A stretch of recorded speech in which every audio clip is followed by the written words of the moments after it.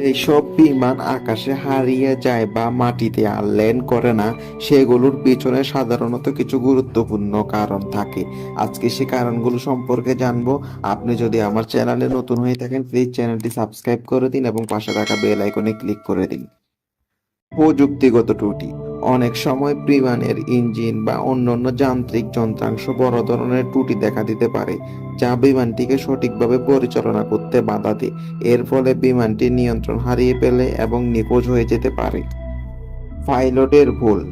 Pilot যদি কোনো ধরনের বড় ভুল করে, যেমন ভুল পথে উড়ানো, ভুলভাবে জ্বালানি ব্যবহার করা বা গুরুত্বপূর্ণ সংকেত উপেক্ষা করা, তখন বিমানটি হারিয়ে যেতে পারে। খারাপ আবহাওয়া। কখনো কখনো তীব্র খারাপ আবহাওয়ার কারণে বিমান দুর্ঘটনার শিকার হয়। বজ্রপাত, ঝড় বা তুষারঝড়ের মতো খারাপ আবহাওয়ার বিমান নিয়ন্ত্রণ কঠিন করে তোলে এবং এর ফলে বিমান নিখোঁজ হতে পারে। জঙ্গি বা সন্ত্রাসী আক্রমণ।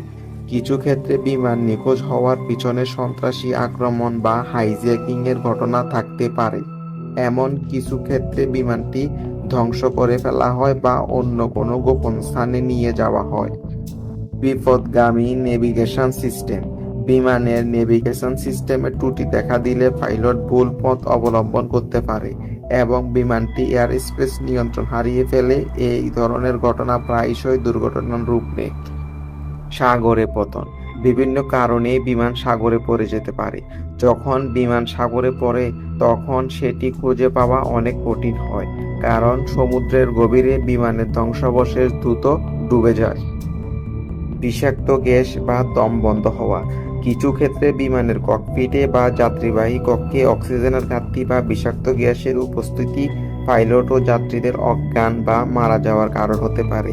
এই অবস্থা বিমানটি অটোপাইলট মোডে উঠতে পারে এবং জ্বালানি শেষ হলে এটি দুর্ঘটনার কবলে পড়তে পারে। যোগাযোগ বিচ্ছিন্নতা। কখনো কখনো বিমানের রেডিও বা যোগাযোগ ডিভাইসগুলো জ্যাম হয়ে যেতে পারে, যা বিমানটিকে এয়ার ট্রাফিক কন্ট্রোলের সাথে যোগাযোগ করতে বাধা দেয়। এর ফলে বিমান ভুল পথে চলে যেতে পারে এবং অবশেষে নিখোঁজ হতে পারে। রাডার বা স্যাটেলাইট ডেটার সমস্যাজনিত ঘটনা। রাডার বা স্যাটেলাইট সিস্টেমে ত্রুটি হলে বিমানটি এয়ার ট্রাফিক কন্ট্রোলের দৃষ্টির বাইরে চলে যেতে পারে।